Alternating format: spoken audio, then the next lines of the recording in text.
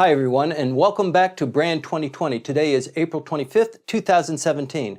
If you've lived in Japan for any period of time, and even if you haven't, you know that the Sakura, the blooming of the cherry trees in Japan, is a national pastime. We've just passed that season. Dr. Nancy Snow, welcome back. Thank you. It was actually an elongated season because of the rain and the weather. Usually the Sakura season lasts maybe 6 or 7 days. It lasted almost 2 weeks this year. Right, and of course Sakura is so popular in Japan, from my understanding, because of the shortened length of time that the trees are in blossom. And for the Japanese people, it really goes to the character of the nation. It's really something. It's something that people anticipate. There's talk about it months in advance. And I had the pleasure this past weekend of actually following the cherry blossom trail. So here in Tokyo, it's already sort of passed, and we have the Sakura snowstorm effect.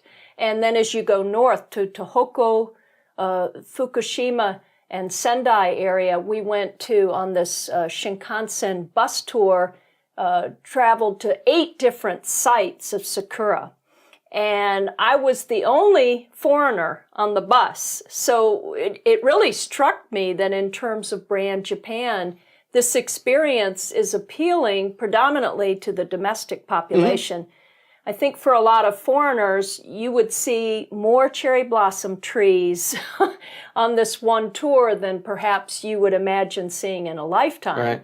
But when you're on the trip, I began to really appreciate the what it means for the Japanese, and that is that they picnic around the trees. The esoteric value. The esoteric value, but also a commercial value, because it was quite commercial when you went to the sites, in that they had the omiyage, they had the local either shochu or sake, or they had the local sweets, and so it was a little bit like a county fair or a city fair. And then we went to 2 trees. One is a teenager, a mere teenager to the other. One was over 1,000 years old, and the other was 600 plus years. But it was very much almost like a spiritual pilgrimage, because you get off the bus, and we had our guide, and she had her little wand, and we followed her on a little wooden path to get to the tree. And then it was the big reveal, and everybody's taking pictures. And the one tree was protected over 200 years ago. The samurai, when it was still in the Edo period, I suppose, they protected it, this particular tree. The 1,000-year-old tree is one of 3 cherry blossom trees that is that age. Cherry blossom trees, on average, I think, wouldn't even last 100 years. They're very fragile. Right. So it always speaks to the fragility of life, but at the same time to the beauty of life. You know, life is so beautiful, but it's also so short. Right. So people feel this philosophical bond, and you don't hear a whole lot of talking. It's people just contemplating and looking and taking photographs. But not at the place I went. Wait, were you drinking under Sakura recently? Yeah, it's almost a required ritual that you drink until you're silly drunk. Well, I have to report that if you go on the bus tour, we watched a video at the beginning, and it said no drinking of alcohol on the bus. Okay. So there Wait was until this you get great, under the trees. You heard this audible sigh. No, not Right. really. But, and everybody on board was, with the exception of me and my friend, they were pensioners. These would be retired Japanese predominantly. And so the idea is to go on a trip where you don't really have to think about the planning of it.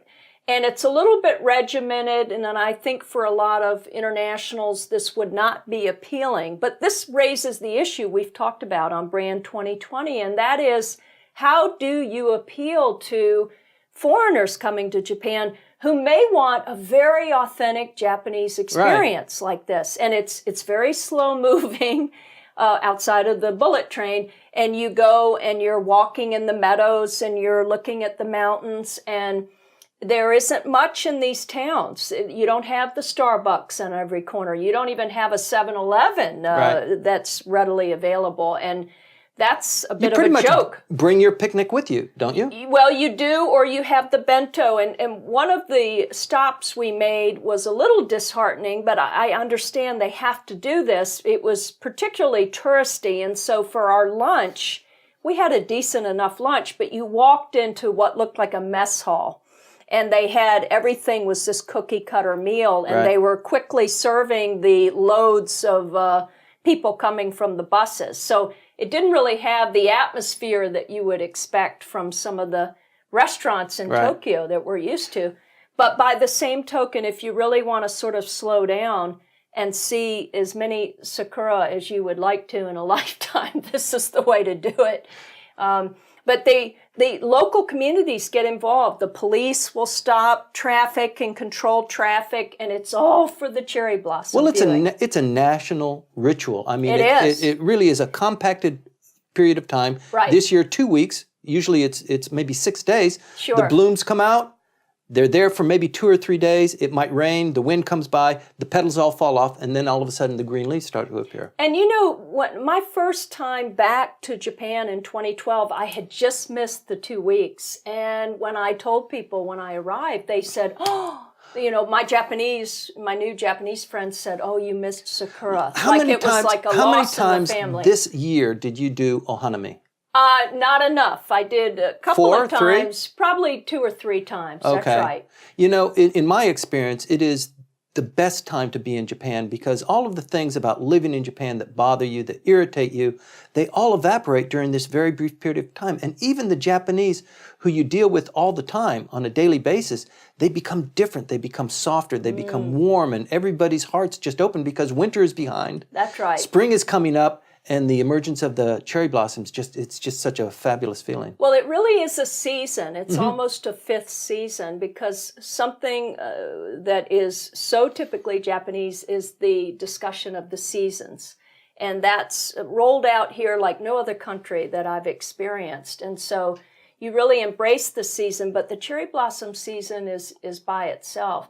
And I just hope that they can figure out a way to bring in internationals because these local communities are just suffering so much. So I felt pretty good that at least part of my money from this tour company may be funneled into the local community. Right. And to my delight, the people are so easy to talk to, even though you had crowds, and we were at the height of the crowds, because even up north, they're about to, some of the petals are falling now. But you had the sense, because you could slow down, that you could really talk to some of the locals and get kind of a flavor for the community. And we also visited a castle that was completely surrounded by sakura. And then you had the snow-capped mountains in the distance. So fabulous. It was a stunning vista. But it's not everybody's cup of sakura tea because it's just, if you're used to the metro area where things are really fast-paced, it might be a little too slow. But I have to also, hats off to the, where's my baseball hat? Hats off to the pensioners because, wow, these people can really rock and roll, and they're hiking up these trails, and they really come prepared for a workout. So you may be viewing the sakura, but you're also moving around a lot and getting good exercise. Right. One could be fooled into thinking, if you're in Tokyo during Hanami season, that every tree in Japan, every tree in Tokyo is a cherry tree because they are all over. They're proliferated everywhere. Yeah. They're tightly managed and counted by the Tokyo metropolitan government, and they're well kept, and they're actually doctored quite a bit. That's right. And if you... I know how precious they are and how they're really monitored. And when you see it on the Sakura tour, the 1,000-year-old tree, I didn't mention its branches. It was like, they were like arms that were tired. And they're propped up with... They are propped up with very, very strong beams. And so it's this, and people were picnicking right on the hill next to it and probably spending the whole day there. But you thought, how precious this tree must be because it's probably getting close to the end, but they're going to keep propping it up.